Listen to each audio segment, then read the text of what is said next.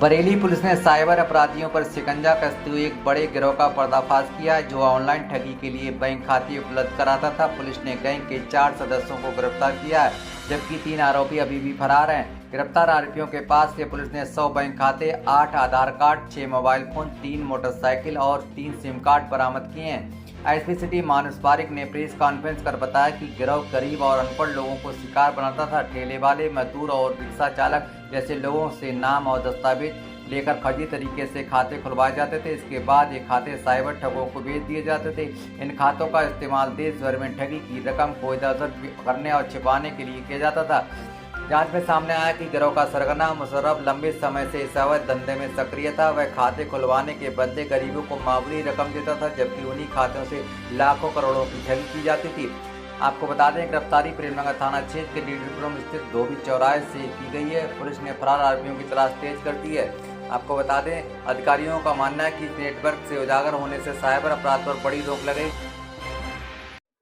श्रीमान वरिष्ठ पुलिस अधीक्षक जनपद बरेली द्वारा लगातार संगठित अपराध पर कार्रवाई की जा रही है और इसी के अंतर्गत थाना प्रेमनगर में एक ऐसे गैंग को पकड़ा है जो कि देश के अलग अलग कोनों में जो साइबर ठग हैं उन्हें यहाँ बरेली में बैंक अकाउंट्स मुहैया कराते थे। इसकी जो सूचना है वो इस प्रकार प्राप्त हुई कि एनसीआरपी पोर्टल, जो कि साइबर क्राइम के लिए एक नेशनल पोर्टल है, उस पर पंजाब, तमिलनाडु और हरियाणा, यहाँ सर 3 ऐसी शिकायतें थी, 3 ऐसी कंप्लेंट्स थी जिनको ट्रेस बरेली के अकाउंट्स में किया गया। तो इन अकाउंट्स को जब तस्दीक किया गया तब थाना प्रेमनगर की पुलिस ने इसमें मुशर्रफ, अब्दुल रजाक, निशांत और शिवम, इन 4 लोगों को गिरफ्तार किया और इन 4 लोगों से जब पूछताछ की गई इन अकाउंट्स के संबंध में, जो कि इन साइबर ठगी में ये जो अकाउंट्स यूज हुए थे, इनसे जब पूछताछ की गई तो इनके पास से और भी कई अकाउंट्स ऐसे मिले हैं। इनकी व्हाट्सएप चैट्स में इनसे पूछताछ के उसमें भी कई अकाउंट्स मिले हैं और ये जो अकाउंट्स है वो 100 के ऊपर अभी तक पहुंच गए। हम अभी भी काउंट कर रहे हैं कि और भी कितने ऐसे अकाउंट्स हैं। इनके जो काम करने का तरीका था वो इस प्रकार था।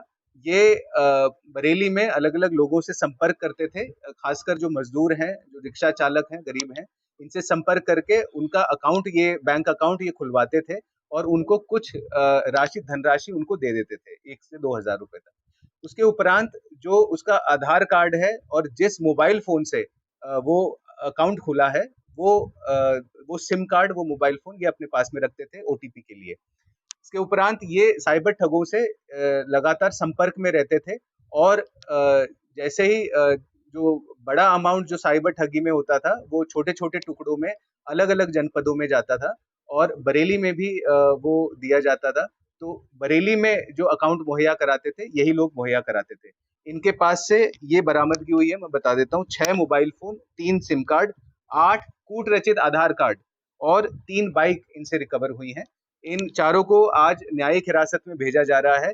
इनके विरुद्ध जो मुकदमा लिखा गया है वो मुकदमा संख्या है 344/25 थाना प्रेमनगर और ये आईटी एक्ट और बीएनएस की विभिन्न धाराओं में ये मुकदमा पंजीकृत किया गया है।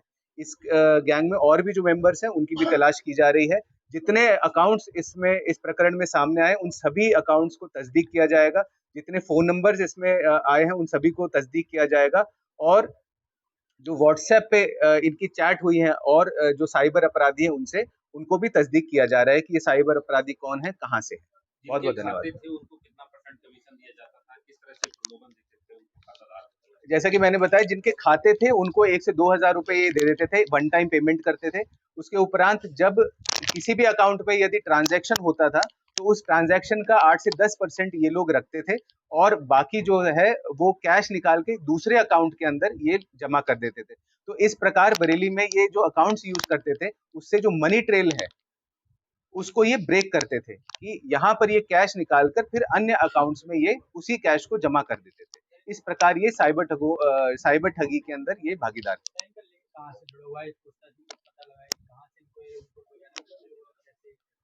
ये अलग अलग राज्यों के इसमें फोन नंबर्स मिले हैं जिनको अभी तस्दीक किया जा रहा है, क्योंकि ये सारे व्हाट्सएप पे इनके कॉल्स हैं।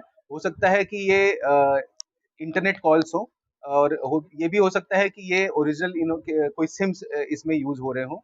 तो इसकी अभी इन्वेस्टिगेशन की जा रही है।